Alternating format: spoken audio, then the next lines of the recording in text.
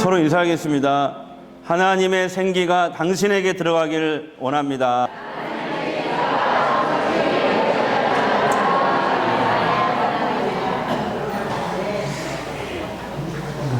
어떤 분들은 저한테 가끔 이제 상담을 하는데, 교회 다니고 뭐 신앙생활 해도 기쁨이 별로 없는 것 같고 평안도 없는 때가 너무 많다.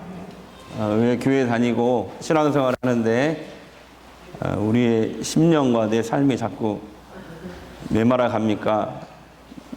평안이 없습니까? 기쁨이 없습니까? 이렇게 상담을 하시는 분이 있거든요. 여러 가지 원인이 있겠죠. 원인은 다양해요. 사람들마다. 뭐 개인적인 말 못할 그런 어려움들, 문제들, 사람들과의 관계 속에서도 문제들, 여러 가지가 있겠죠. 그러나 오늘 우리가 읽은 말씀은 거기에 대한 중요한 해결책, 근본적인 해결책, 해답을 주는 그런 말씀입니다. 오늘 말씀 배경을 보면은 하나님이 에스겔 선지자에게 보여주신 환상입니다. 비전입니다. 환상 또는 비전. 하나님이 보여주신 미래에 대한 꿈이나 환상을 비전이라고 합니다. 그래서 하나님이 에스겔 선지자를 통해서 이스라엘 백성들에게 보여주신 환상, 비전이라고 볼 수 있습니다. 지금부터 2600년 전입니다. 이스라엘 민족은 바벨론이라는 나라에 모두 세 차례, 주전 605년부터 587년까지 세 차례 침략을 받아서 나라가 완전히 멸망당합니다. 세 번째 침략에서 완전히 나라가 망하는데 예루살렘이 불탑니다. 성전이 무너집니다. 성전이 무너졌다는 것은 이스라엘 백성들에게 죽음과 같은 거예요. 성전에 하나님이 계시는데 민족의 상징이고 자존심입니다. 이 성전이 이방 바벨론 군대에 의해서 완전히 사람들이 많이 죽었습니다. 가까스로 살아남은 사람들 모두 바벨론으로 끌려갔습니다. 그래서 1차, 2차, 3차 때 모두 끌려간 사람들이 약 5만 명 정도 된다고 합니다. 그런데 이 예루살렘에서 바벨론이라는 이 도시까지 1800km예요. 걸어서 거기까지 끌려가는데 가다가 죽기도 하고 그런 기록들이 있습니다. 아무튼 그곳에 가서 바벨론의 그 제국에 도시를 건설하는데 노예로 사용된 것이죠. 이스라엘 백성들이 비참한 생활을 하였습니다. 에스겔은 그때 함께 2차 때 포로로 끌려간 한 사람이었습니다. 에스겔이라는 사람이 원래는 선지자가 아니었는데 포로로 끌려간 사람 중 한 사람이었어요. 그러나 하나님은 그 포로지에서 에스겔을 선지자로 세우신 것입니다. 선지자는 뭐냐면 하나님의 말씀을 이스라엘 백성들에게 대언하는 사람, 하나님의 말씀을 전하는 사람을 선지자라고 합니다. 하나님은 어느 날 에스겔 선지자에게 이 환상, 비전을 보여주시는 거예요. 가서 이걸 전하라는 것이죠. 그 환상은, 그 비전은 뭐냐면 바로 오늘 우리가 읽은 그 말씀인데요. 이스라엘을 향한 희망의 메시지였습니다. 한 골짜기가 나타납니다. 그곳에 사람들의 뼈가 가득한 거예요. 뼈들이, 한번 상상해 보세요. 뼈들이 가득한 거예요. 하나님이 에스겔에게 이 뼈들을 보여주시면서 말씀하십니다. 이 뼈들은 지금 너희들의 모습이란다. 이렇게 말씀하시는 것이죠. 마른 뼈는 바로 절망에 사로잡혀 있는 이스라엘 백성들의 모습이에요. 희망이라고 하는 찾아볼 수 없는 이스라엘 백성들의 모습이 바로 이 마른 뼈 같은 너희들의 모습이다. 이렇게 말씀하십니다. 하나님은 다시 에스겔에게 다시 묻습니다. 에스겔아, 이 뼈들이 다시 살아나겠느냐? 이렇게 묻습니다. 이 말은 너는 하나님인 내가 능히 이 뼈들을 다시 살릴 수 있다고 믿느냐? 이렇게 묻는 거예요. 에스겔은 이렇게 대답합니다. 하나님만이 아십니다. 근데 하나님만이 아신다는 말은 무슨 말이냐면 하나님은 능히 그렇게 하시고도 남을 뿐이십니다.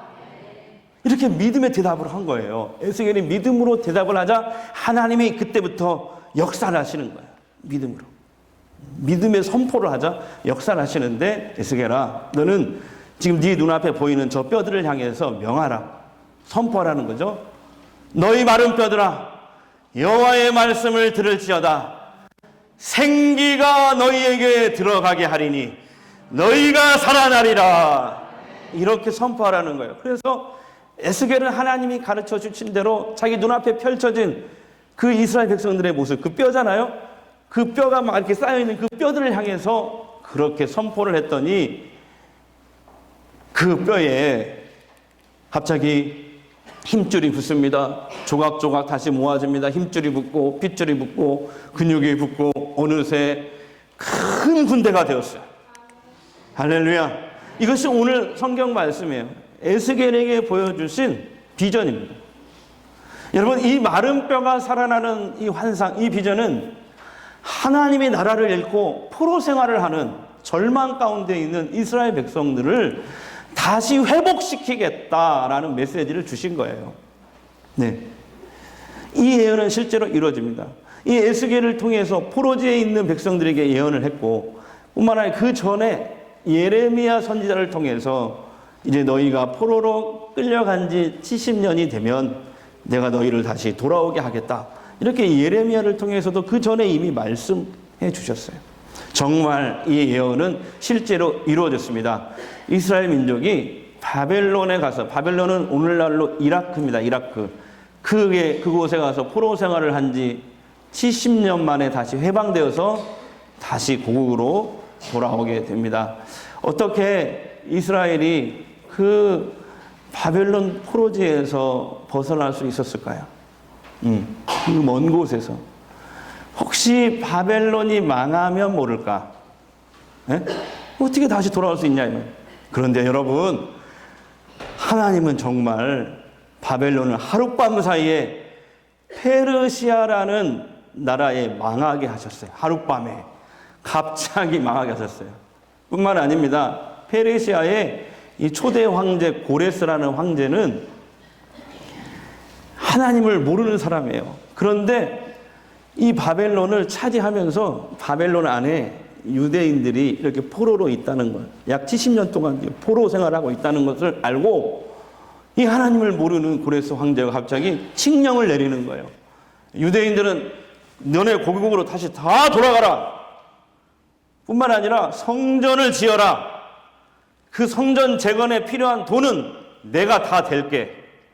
아니, 하나님을 모르는 그 고레스 황제가 갑자기 이렇게 은혜로운 말을 선포하는 거예요. 가서 돌아가라. 다 돌아가라. 돌아갈 사람들은 다 돌아가고 너희들이 생명처럼 여기는 성전을 다시 지어라. 그리고 그 성전을 지은 돈은 다 내가 댈게. 여러분, 하나님이 하시는 일은 불가능이 없으셔요. 그리고 하나님이 말씀하시는 것은 반드시 이루십니다. 할렐루야. 하나님은 오늘 우리에게도 말씀하셔요. 너희 삶이 마른 뼈와 같이 절망 가운데 있느냐? 너희 삶이 기쁨도 없고 평안도 없고 좌절 가운데 살아가느냐? 내가 생기를 너희 속에 계속 보내리니 너희가 살아나리라. 오늘 이 시간 이 음성을 듣기를 바랍니다. 하나님의 생기가 여러분 속에도 들어가기를 원합니다. 여러분 안에도 들어가고 가정에도 들어가고 자녀들에게도 들어가고 직장과 사업체에도 들어가서 살아나고 회복되는 역사가 있기를 바랍니다. 기쁨과 평안이 임하기를 바랍니다. 할렐루야. 그래서 오늘 성경은 마른 뼈와 같은 우리들이 다시 소생되고 살아나는 역사가 있는, 그 역사가 일어나는 세 가지 비법, 비결을 분명하게 가르쳐주고 있어요. 첫 번째 11절에서 13절입니다. 우리 큰 소리 읽겠습니다. 이 뼈들은 이스라엘 온 족속이라. 그들이 이르기를 우리의 뼈들이 말랐고 우리의 소망이 없어졌으니 우리는 다 멸절되었다. 내 백성들아, 내가 너희 무덤을 열고 너희로 거기서 나오게 한즉 너희는 내가 여호와인 줄 알리라. 하나님께서 너희 무덤을 열고 너희를 거기에서 나오게 하시겠다는 거예요. 하나님이, 너희는 내가 하나님인 줄 알라. 여러분, 우리가 하나님 앞에 나가면 우리의 인생이 무덤 가운데 있다 할지라도 우리 인생이 절망 가운데 있다 할지라도 하나님이 나오게 하신다는 거예요. 하나님이 나오게 하신다는 거예요. 그때 너희는 내가 여호와인 줄 알라. 그래서 마른 뼈 같은 내 인생이 다시 소생되고 살아나려면 여러분, 하나님이 우리를 절망의 자리에서 벗어나게 하시는 분이시다. 이것을 믿으십시오. 그리고 절망 앞에 좌절하지 마시고 주저앉지 마시고 그때 그 절망의 상황에서 언제든지 하나님 앞에 나오십시오. 여러분, 그게 해결책이에요. 그게 근본적인 해결책이에요.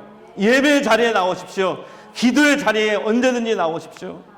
우리 교회는 CCTV를 달았잖아요. 왜 CCTV를 달았어요? 문을 안 잠그려고. 그리고 우리 교역자들이 휴일날도 쉬지 않기로 했어요. 우리는. 그래서 항상 교회 문을 열어놓기로 했어요. 언제든지 와서 기도할 수 있도록. 그렇게 우리가 지금 하고 있는데, 여러분, 우리가 기도하면 하나님이 일하십니다. 다 같이 우리가 기도하면 하나님이 일하십니다. 믿으시죠? 저는 다시 한번 외치고 싶어요. 반드시 일하십니다. 반드시 일하십니다. 확실히 일하십니다. 기도하면. 또 두 번째 4절 5절을 보겠습니다. 시작. 또 내게 이르시되 너는 이 모든 뼈에게 대언하여 이르기를 너희 마른 뼈들아 여호와의 말씀을 들을지어다. 주 여호와께서 이 뼈들에게 이같이 말씀하시기를 내가 생기를 너희에게 들어가게 하리니 너희가 살아나리라. 마른 뼈들아 여호와의 말씀을 들을지어다. 여호와의 말씀을 들을지어다. 여러분, 그렇습니다. 하나님의 말씀을 들을 때 우리의 인생이 다시 회복되고 살아나는 거예요. 하나님의 말씀을 들을 때 우리 인생이 다시 회복되는 거예요. 여기서 듣는다는 것은 단순히 귀로 듣는 것을 의미하지 않습니다. 성경에서 듣다라는 것은 듣고 마음에 새기고 하가다. 마음에 새기고, 읍조리에서 마음에 새기는 거. 묵상, 하가다. 마음에 새기고, 마음에 새겨야 마음에 있는 것이 우리의 입으로 선포되고 행동으로 옮겨지게 되어 있어요. 사람은 속에 있는 게 바깥으로 나오게 되어 있거든요. 그래서 하가다 하고 말씀을 마음에 새기고 말씀에 순종하며 사는 것을 여호와의 말씀을 들어라, 이런 뜻이에요. 박한수 목사님이라는 분이 최근에 내가 구원받는 줄 알았습니다, 이런 책을 내셨어요. 그래서 제가 지난주에 이 책을 구입해서 읽게 됐는데, 이 책을 읽게 된 이유는 이분의 목회가 조금 특이합니다. 목회의 초점이 성도들의 구원에 맞춰져 있어요. 구원. 예. 그러니까 교회 안에 구원받지 못한 불신자들이 있다는 거예요. 이 목사님 볼 때는. 예. 그냥 종교생활 하는 사람들이 있다는 거예요. 예. 구원받지 못하는 불신자들이 교회 안에 있다는 거예요. 그래서 자기의 목회 대상은 세상의 불신자가 아니고 교회 안에 불신자를 대상으로 목회를 한다는 거예요. 특이하죠. 그러니까 이렇게 교회에서 성도를 만나면 속으로 생각하는데, 과연 저분은 구원을 받았을까? 구원의 확신이 있을까? 항상. 그래서 그것을 계속 강조하니까 사람들이 막 듣기 싫다고 교회를 떠나는 사람도 많이 있다는 거예요. 계속 그것만 얘기하니까, 구원만 얘기하니까. 저도 그게 좀 특이해가지고 이분의 책을 좀 읽어봤어요. 근데 자, 왜 우리가 교회에 와서 예배를 드리고, 거기 그렇게 적혀 있어요. 왜 우리가 교회에 와서 예배를 드리고 기도하고 말씀을 읽고 듣는가? 구원받기 위해서다. 구원받기 위해서. 구원은 뭐냐? 예수 믿고 죄사함 받아 죽으면 천국에서 영원히 사는 것을 말하는 것이다. 다시, 구원은 뭐냐면 예수 믿고 죄사함 받아 죽어서 천국에서 영생을 누리는 것이다. 동시에 이 구원은 뭐냐면 이 땅에 사는 동안, 천국에 가는 동안 죄의 노예에서 벗어나 마귀의 자녀에서 벗어나 하나님의 자녀로 신분이 변화되어 우리가 스마트폰을 접속하듯이 하늘과 늘 접속하며 살아가는 사람, 살아가는 삶, 이것을 구원이라고 합니다. 그래서 구원의 의미는 두 가지예요. 성경에 새긴 죄사함 받고 죽어서 천국 가는 거, 영생 얻는 거. 그 다음에 이 땅에 사는 동안에 하나님의 자녀로 신분이 변화돼서 하늘에 접속하여, 스마트폰 접속하듯이 접속하여, 말씀과 기도로 접속하여, 아멘, 늘 접속하며 살아가는 것을 구원이라고 말합니다. 그런데 이분은 이 책에서 그걸 강조해요. 진정으로 교회 안에서 예수 믿고 구원받은 사람에게 두 가지 증거가 반드시 나타난답니다. 이분이 거기에 초점을 맞춰서 목회를 하다 보니까 반드시 구원받은 사람은 두 가지 증거가 나타난다는 거예요. 그게 첫째가 뭐냐면 매일 자신을 말씀에 비춰서 회개한다는 거예요. 회개. 네. 아, 내가 오늘 하나님 뜻대로 살지 못했네요. 하나님 잘못했습니다. 예수의 피로 나의 이 불순종을 용서해 주십시오. 이렇게 매일매일 우리가 집에 들어가면 몸을 씻잖아요. 매일매일 씻잖아요. 그런 것처럼 늘 자기의 영혼을 말씀에 비춰서 이렇게 회개를 통해서 씻어낸다는 것이죠. 두 번째 증거는 뭐냐면 하나님의 계명을 지키고 하나님 말씀에 순종하는 것이다. 말씀에 순종하는 것이다. 이렇게 얘기하고 있어요. 여러분, 마른 뼈와 같은 우리들이 다시 살아날 수 있는 것은 하나님의 말씀을 듣는 것입니다. 마지막 세 번째입니다. 마른 뼈와 같은 우리가 다시 살아날 수 있는 비결은 뭘까요? 14절에요. 자, 함께 우리 큰 소리 읽겠습니다. 내가 또 내 영을 너희 속에 두어 너희가 살아나게 하고 내가 또 너희를 너희 고국 땅에 주리니 나 여호와가 이 일을 말하고 이룬 줄을 너희가 아니. 내가 또 내 영을 너희 속에 두어, 무슨 말입니까? 성령. 그 성령이 너희를 살아나게 하리라. 아멘. 여러분, 우리가 성령 충만할 때 살아나요. 기쁨이 와요.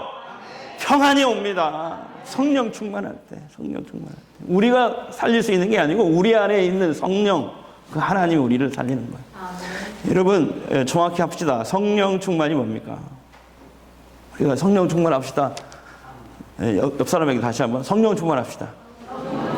자, 그런데 성령 충만이 뭐예요? 예? 오늘 이 시간에 분명히 우리 정의를 다시 한번, 이렇게 제가 늘 강조했지만 다시 한번 말씀드리면, 여러분 지난주에 말씀드렸죠. 예수 믿으면 성령도 하나님이셔요. 영이신 하나님. 그 영이신 하나님이 내 몸과 마음 속에 들어오셔요. 그러니까 예수님을 영접합니다. 구주로, 나의 주님으로, 나의 인생의 주인으로, 구원자로 영접하면 그 순간 성령 하나님이 내 몸과 마음 속에 들어오십니다. 그것을 성령의 내주하심이라고 말해요. 근데 내 안에 들어오신 성령님은 하나님이신데 그분은 귀신들과 달라요. 인격적이셔요. 온유한 분이셔요. 강압적으로 우리를 지배하지 않으세요. 그 무당들이나 이 점쟁이들이 이렇게 신내림을 받잖아요. 지난주 말씀드렸지만 신내림을 받으면 그것은 귀신이 들어오는 거예요. 귀신의 내주하심. 근데 우리는 예수 믿으면 성령의 내주하심. 차이점이 뭐냐면 귀신은 일단 그 사람 속에 들어가면 그 사람을 자기 마음대로 통제하려고 해요. 근데 하나님의 성령은 우리 안에 들어오시면 온유하셔요. 인격적이셔요. 우리가 주도권을, 결정권을 내 안에 계신 성령님께 양도하지 않는 한 우리 안에 들어와 계시지만 그냥 가만히 계셔요. 역사하지 않으세요. 네. 다만 우리가 우리 자신과 내 모든 소유를 주님께 양도할 때 그때 내 안에서 일하기 시작하십니다. 그래서 성령 충만은 뭐냐면 내 자아와 성령이 서로 상충되거나 부딪히지 않습니다. 내가 성령께 다 맞추는 거예요. 그래야 성령이 역사하시니까. 그래야 성령이 일하시니까. 그걸 성령 충만이라고 하잖아요. 내가 양도해야 돼. 주도권, 결정권을 내 안에 계신 성령님께 다 맞추는 거예요. 그래서 나의 계획과 주장으로 나가는 게 아니라 성령의 다스림을 따라가는 거예요. 성령의 인도하심을 따라가는 거예요. 성령께 복종하는 것, 이것이 성령 충만입니다. 다시 한번 말씀드릴게요. 내 계획과 주장으로 나가는 게 아니라 성령의 다스림을 따라가는 거예요. 성령의 인도하심을 따라가는 거예요. 성령께 복종하는 것, 이것이 성령 충만이에요. 오늘 여러분 그 어느 때보다도 성령 충만한 한 주간이 되시기를 바랍니다. 그런 주일이 되시기를 바랍니다.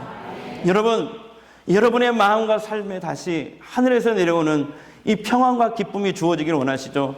마른 뼈 같은 내 삶이, 내 인생이 정말 하나님의 생기로 다시 살아나기를 원하시죠? 주저 말고 하나님 앞에 나오시기 바랍니다. 하나님의 말씀을 들으시기 바랍니다. 성령 충만하시기 바랍니다. 예? 그러면 반드시 살아나요. 살아나요. 살아나요. 할렐루야. 하나님의 은혜로 우리 이 찬양 부르고 우리 기도하겠습니다.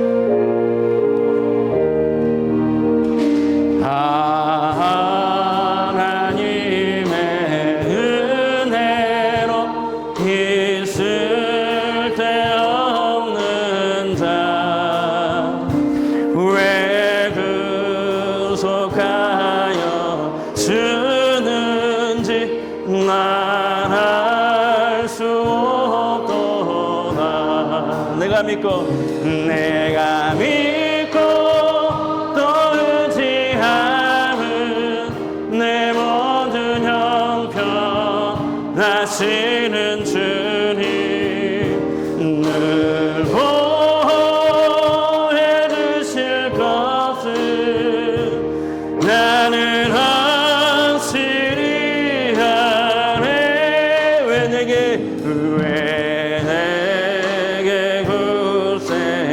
믿음과 또 복음 주셔서